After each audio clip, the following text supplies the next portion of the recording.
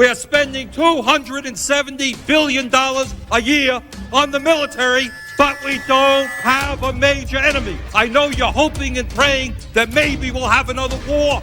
Maybe somebody will rise up. A plane has crashed into one of the towers of the World Trade Center.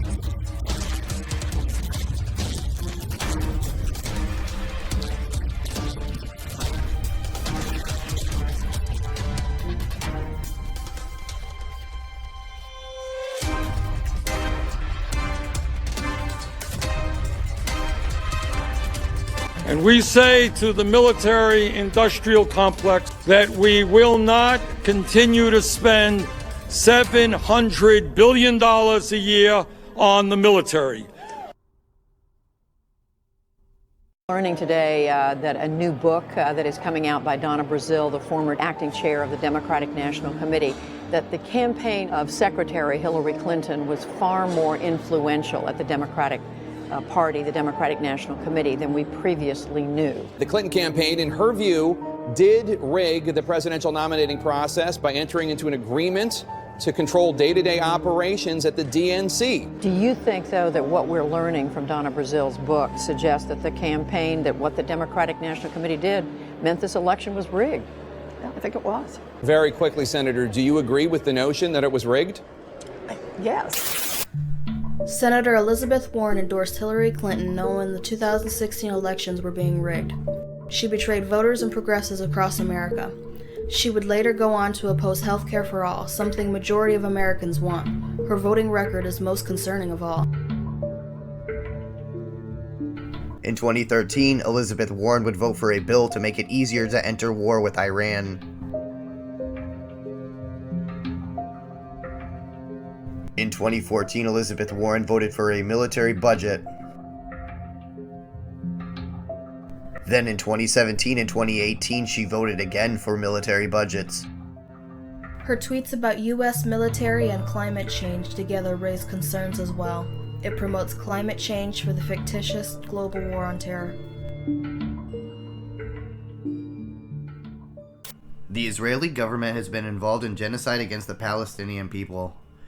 The nation of Palestine is dying as families are removed from their homes and murdered in the streets. Warren said that the Israeli military has the right to attack Palestinian hospitals and schools in self-defense if Hamas has put rocket launchers next to them. Warren also touts about the special relationship that America and Israel have. An unhealthy relationship, a genocide-funded relationship.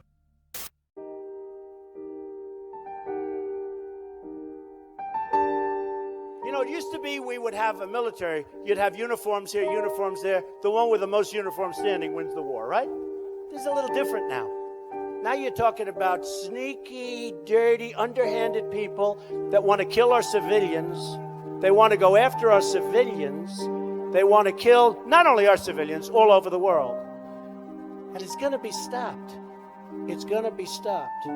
Somebody criticized me the other day because they asked me what I do, and I said, I'm going to bomb the shit out of them. We are so proud of our military, and it was another successful event.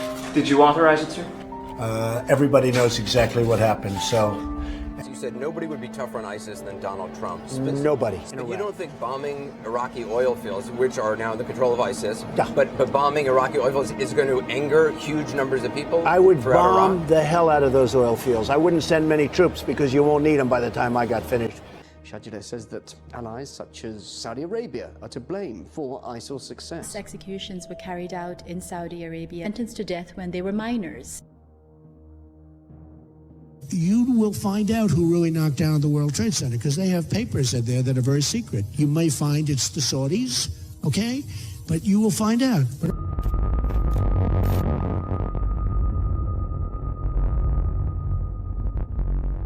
Donald Trump is the 45th President of the United States. He has major weaknesses going into the 2020 elections. Weaknesses like his ties to Saudi Arabia and Israel, and his lack of support for free speech and free press regarding Julian Assange and WikiLeaks. Julian Assange is being charged with espionage in the United States after exposing their war crimes. Assange was also sentenced in the UK. Assange is a journalist using his freedom of press to release documents and emails that expose corruption. These emails and documents are obtained through other reliable unnamed sources. WikiLeaks never sits on material. Whistleblowers go to significant efforts to get us material, and often very significant risks.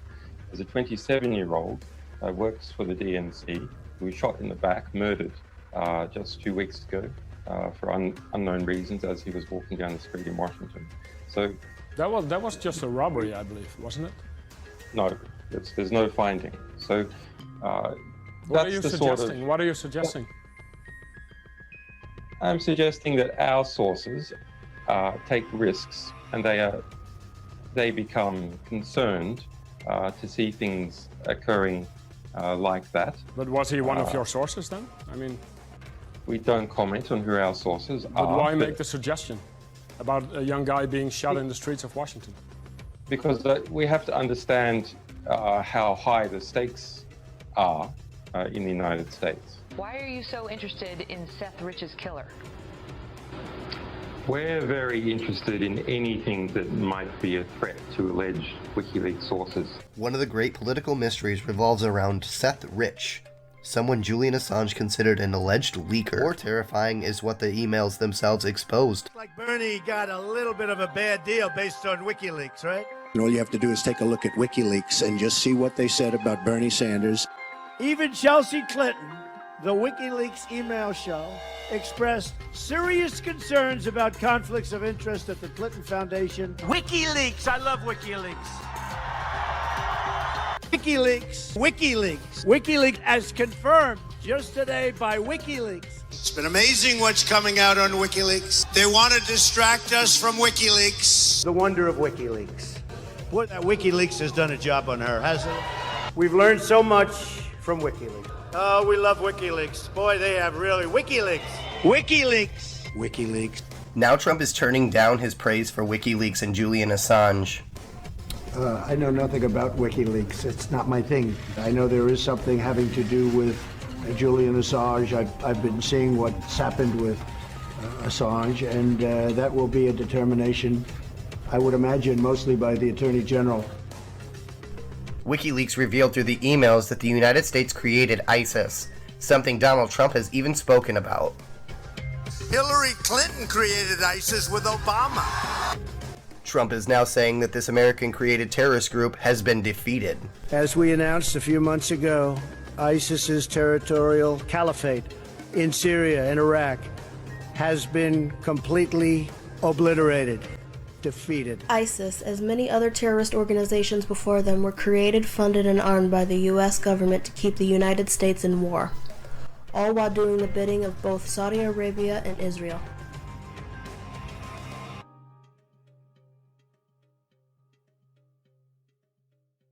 Beto O'Rourke also represents the military-industrial complex. He opposes single-payer health care, despite pressure from the left. His voting record also raises some concerns. In 2014, Beto O'Rourke voted for the military budget increase under Barack Obama.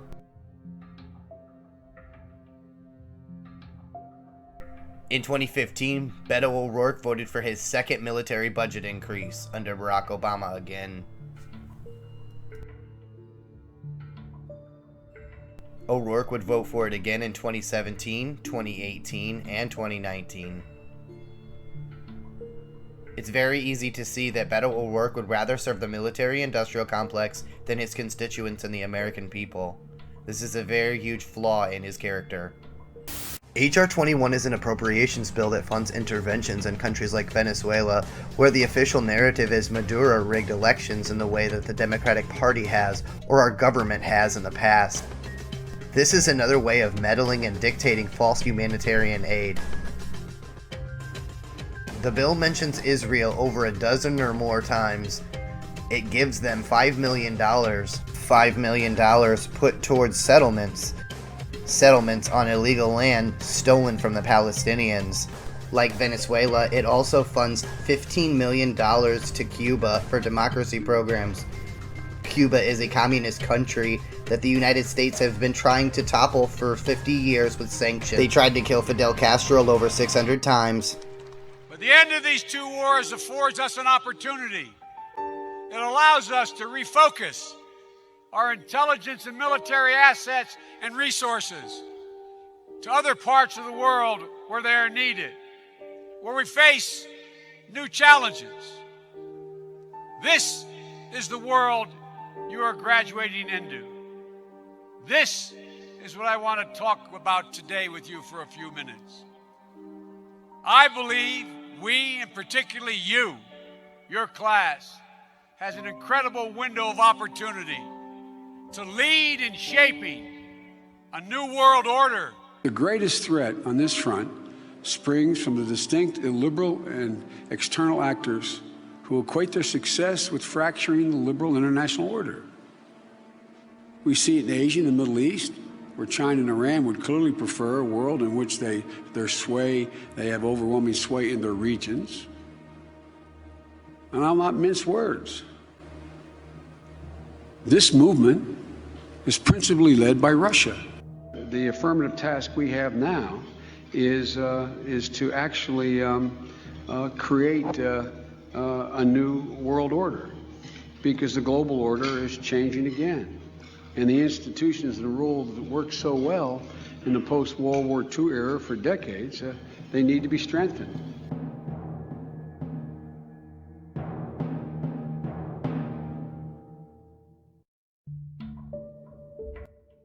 Joe Biden is a candidate who represents the neoliberal agenda the most out of anyone running.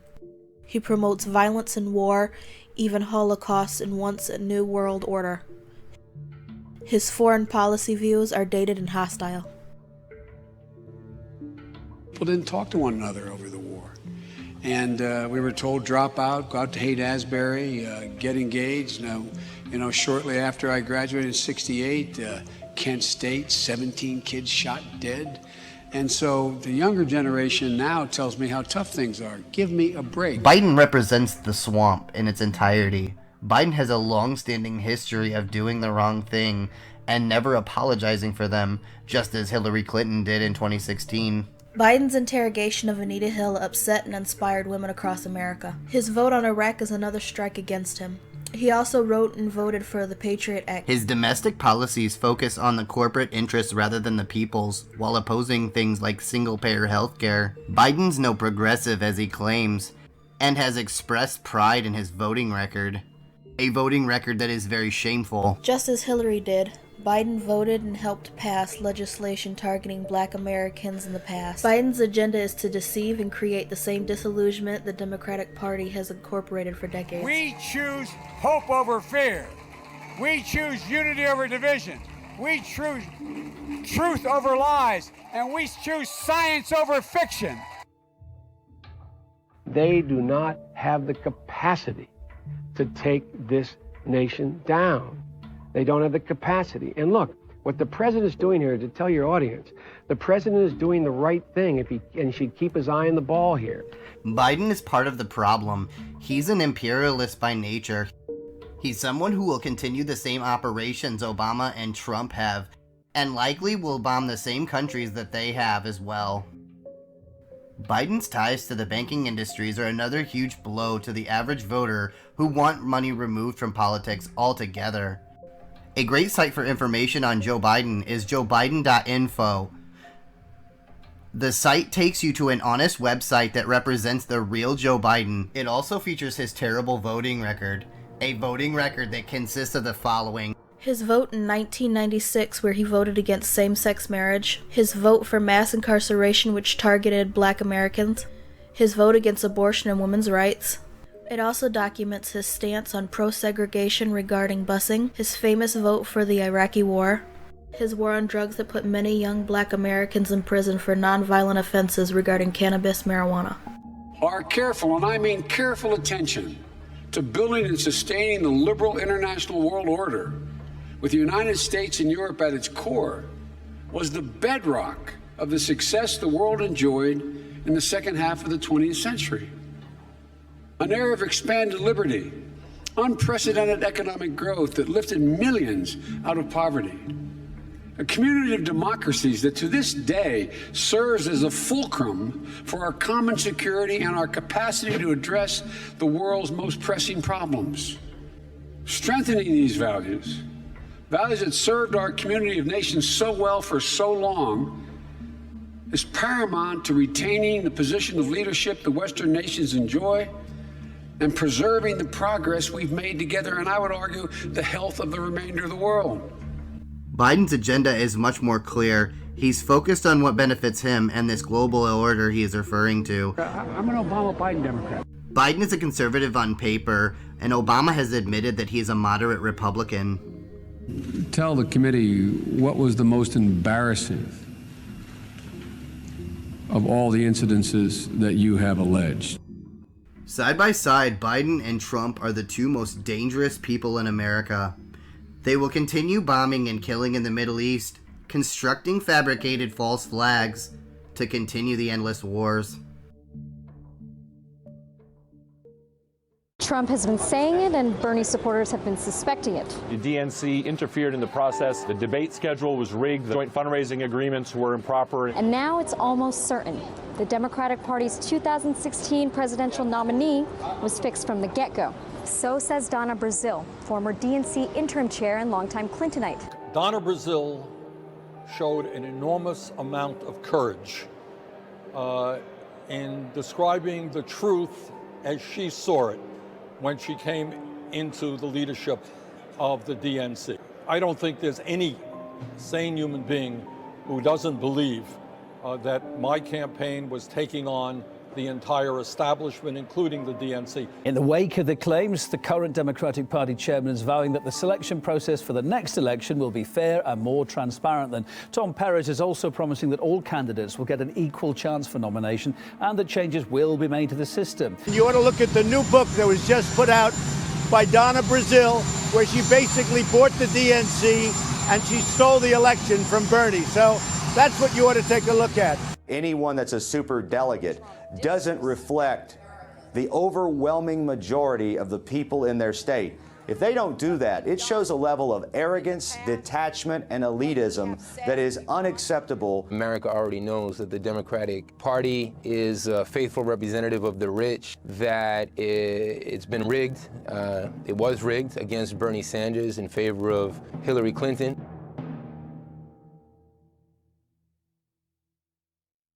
Now let's discuss Bernie Sanders' voting record.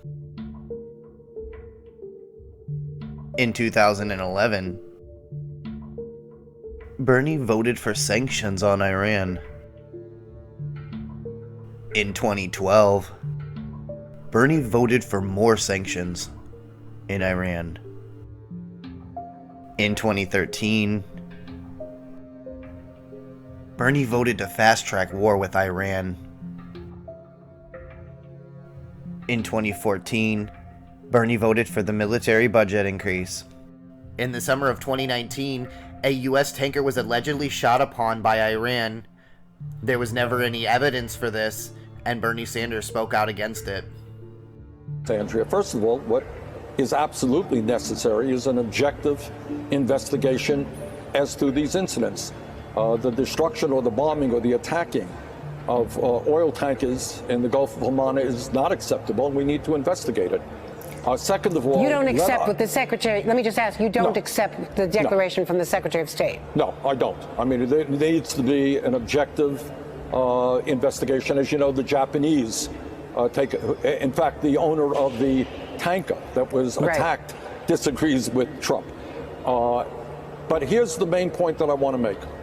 If you look at the recent history of this country, I think we understand that the two worst foreign policy disasters were based on lies that came from the White House. You remember the so-called Gulf of Tonkin incident that led us to increase military involvement in Vietnam. And man, I could speak, that was my generation. 59,000 brave young men never came home from that war, and tens of thousands of more died, committed suicide, got into drugs when they came home. That was based on a lie. And then you look more recently at the war in Iraq, which I vigorously opposed because I did not believe Cheney, and I did not believe John Bolton, and I did not believe the Bush administration, again, based on a lie that Saddam Hussein in Iraq had weapons of mass destruction. If we go into a war with Iran, This will be an asymmetrical war which will go on and on and on. There will be never-ending wars in the Middle East. It'll make the war in Iraq look like a cakewalk. So we have got to do everything we can to bring the antagonist, Saudi Arabia, which is a brutal dictatorship, together with Iran. Bring them together, use the power of the United States to work out a diplomatic solution, not a military solution. The candidates running for president need to be held accountable for their votes. They need to change from who their voting record tells us they are. Their words alone don't count unless they match their actions. Elizabeth Warren supports Israel so much that she encourages genocide on hospitals. Encouraging any form of genocide because you like a specific group of people is wrong. This is where the term Zionism comes from. Zionism is many things. Zionism is there to excuse the oppressive Israeli government from their actions, such as in the case of Donald Trump, who the Israelis honored by naming stolen land after him, Syrian land called the Golden Heights. Zionism is taking land that doesn't belong to you, making it your own, and honoring the ones that helped you take it. Voting for radical imperialism only helps the lesser of two evils come to being. The more evil you vote for, the more evil they are. The more evil their hearts and minds are, the more likely you'll see pure evil in mankind. Hold elected officials accountable. Their words are nice, but their voting records are what matter most in politics. Politicians are known for being dishonest. Trusting them without checking into them is a fool's game.